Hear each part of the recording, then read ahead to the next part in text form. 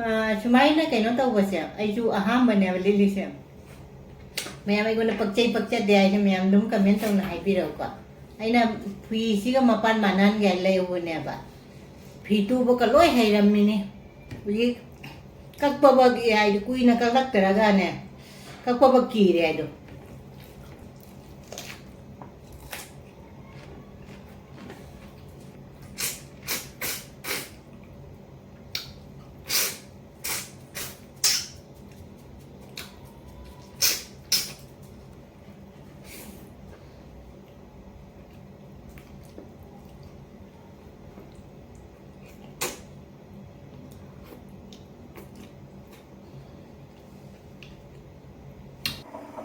Ma'am से पान इरोल पान से कुईरेब नुमिन मरी मंगानी सूरे पान लौरकसे लोई खुजनने अने इसिंग तिंग थम्बनेब पान से इरोलगे ने लरिया लेरे लरिया थोंग चानी कोई लरिया से हावरेब से जंग थुंग तोले तौरागे से चाखटो से मखुम कुम ताउदे सैरें गाने थोंबसे समना थोंगे आलू गने खामिन अचिनब चेंगौ खले थुम हापगा मरोई मोरोग लोय हापे मचल का लोय हापे थोंगागे से हिंजांग से सगोले थाथरगे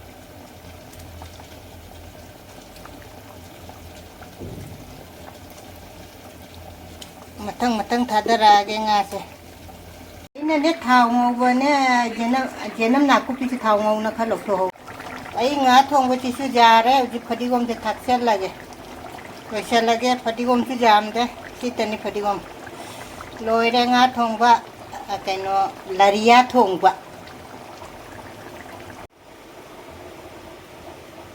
मैम मचूगदी फजरे मैम उबद हावद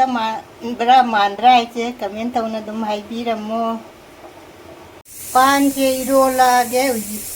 अना मयांग तोन हेलप पान इरोब थांग पान इरोब मयांग तोन थापती हावने पान इरोबसे मरोई थाक्चलेब मयांग तोनगा तिलौगतनी मरोईसीदी चारागे मथेलसीदी ममांगदसु मयामना थोंबद उरनी सिसे लरिया थोंबने पान इरोब ताउब लेरे थबी लेरे मथेल सीतने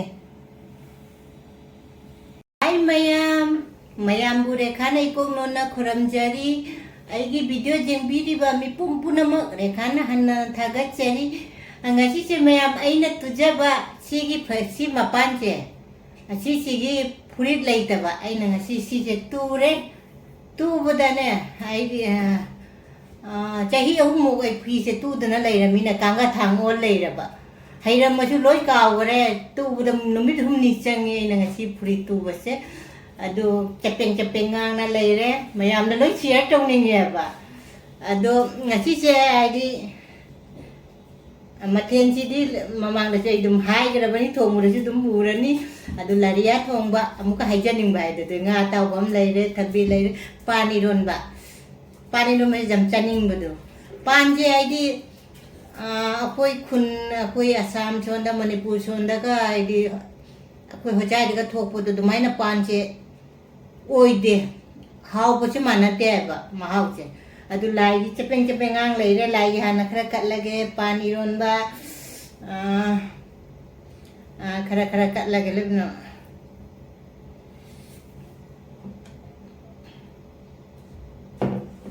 लाइगी से सिगा थमग्रगे मैम कबना चासीगे मैम अइदी पान इरोनबसे मैमदा मतमगी कइनोनिनने उठी पान कइनो पान से खरा लेबसु खरा कुइरेबा अदुना पान से कइनो तौदने इनने अयुक्तगीने इसिंग तिंगजा खुइजल्लबने मकुगदो अदु इसिंग तिंगजल्लगने थम्मीबा अदे मकुसे खोकपसे जादने पुन्ना पान मकुगा जावना फुल्ले ताउबगा पान इरागे मैम थोंबदी इनता लेब से मैम पुनमक्तनिको इलिसे मैम इनग्रमीना इसिंग थके ma'am C फुरीचे Akwai di sa kan kai no tau bani na noi bani na chi kuma mai na pa mum se kai no ko bani chu kang de si se mai na kai no tau ba se ai chu aham bani ba li se mai mai guna pakchai de ai mai am dum comment tau na hai pi ro ko ai na phi si ga mapan manan ga le u ne ba cha ba ho ra ge mai am sing chu the e pani rom bana hana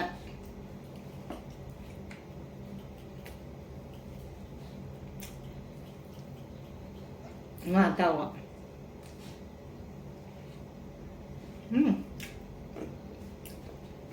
pani rom ba cha hau de hau re ba ado koi son ngim do na mon lao na hau ba do mai na oi te sri man ja ai de koi na dum chaning na hau pa ta re ko sri sina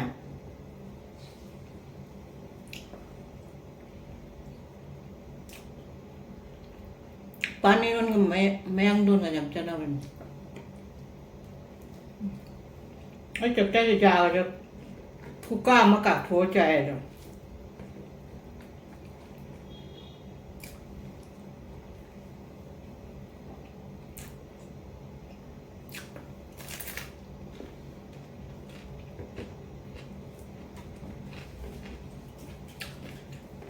mẹ mungkin hinjang napi sih nah ni ipu roi mana hinjang napi ga de purut kara hinjang napi ga lele ni dubu kaino ni ne kaino na kaya no tuwal hendirat ki ID kaino gi ne lising ang machani gi hinjang na kaino ni ay ne ay na ba tibu chuk jam tang maray ba si hinjang napi tang ne uti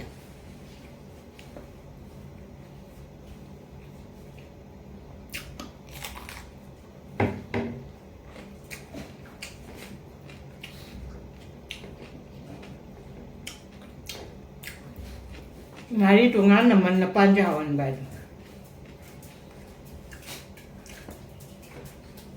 Kung nakan sana.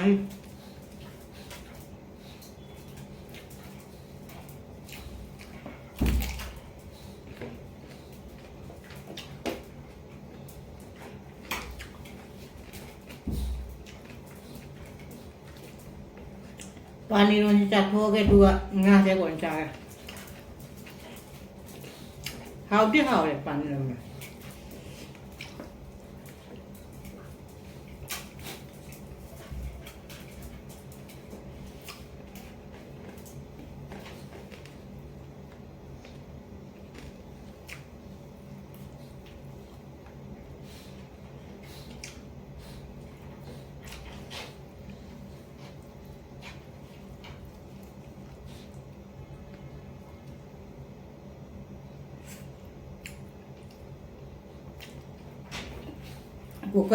Kuka da busi ti hong ka men pan ne khan na nge ba sei pan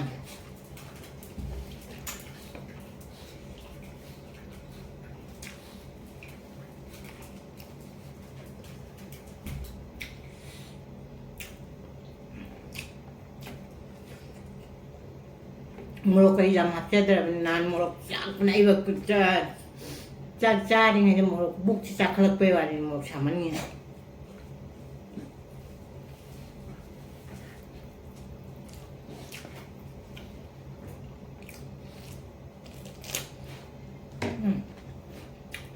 How did they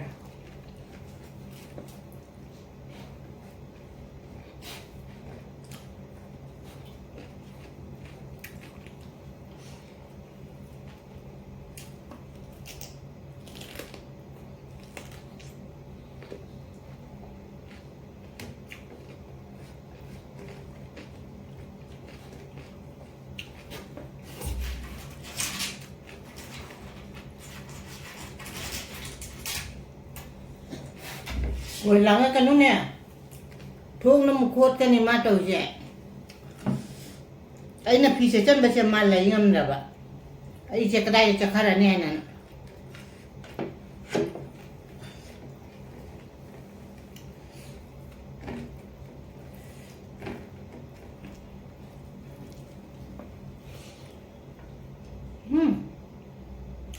Đấy trong chảo đó mẹ mua kia chầm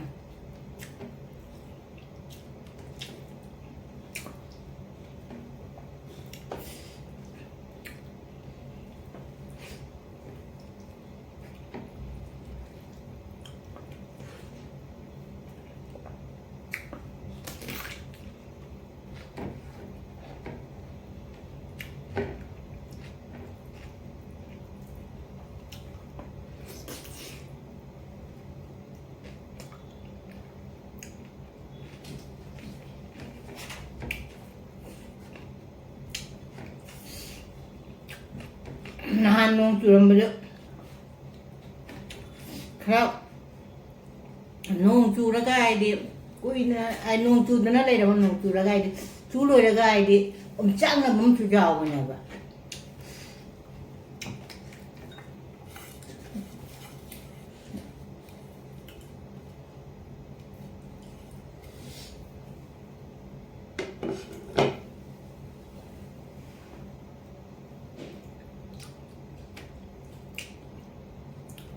फिटूब का लोय हैरमिने ये कक्पब आई कुइना कलक्तरगाने कक्पब कीरे आइदो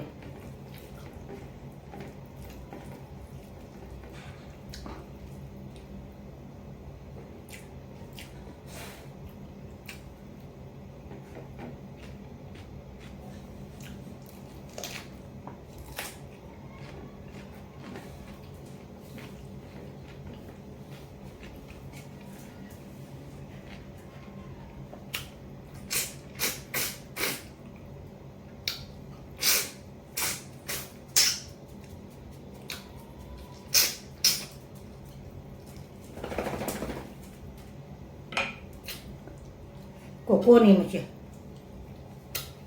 मधु मछा कसे निकले अब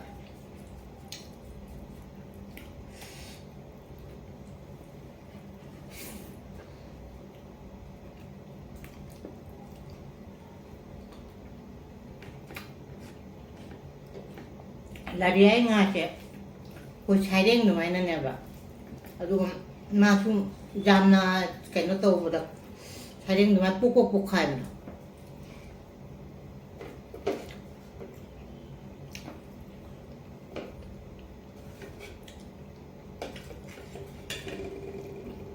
पानी रोन बदाई दे जान में ही लांग सुहाव तक ने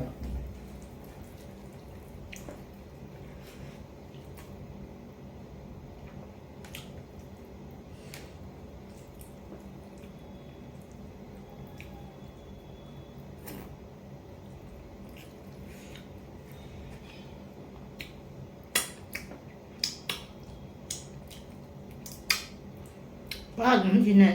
खुद को से चांग तन नप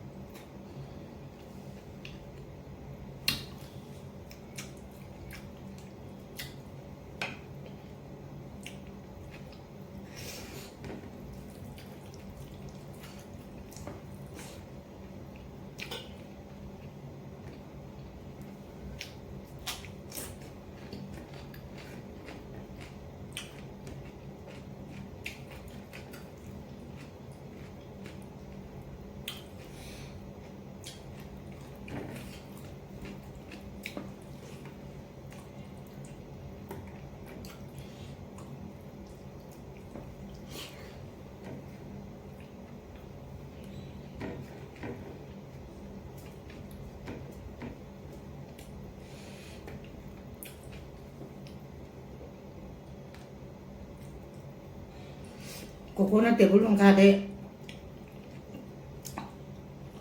माँ बिचार कर मारते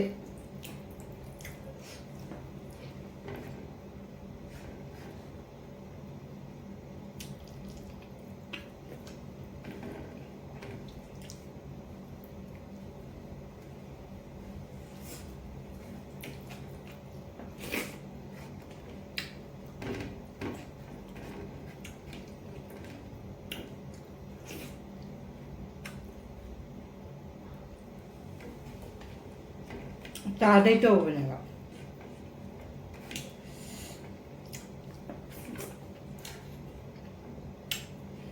또 챙겨야 돼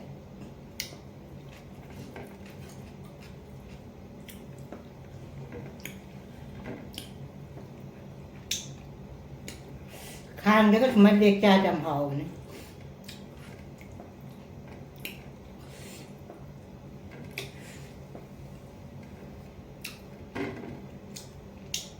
พี่ไงจะค้างสมัยแรกกับคุยพงนับคุยคุดแต่พูเนี่ยสมัยแรกกันนั่นนะ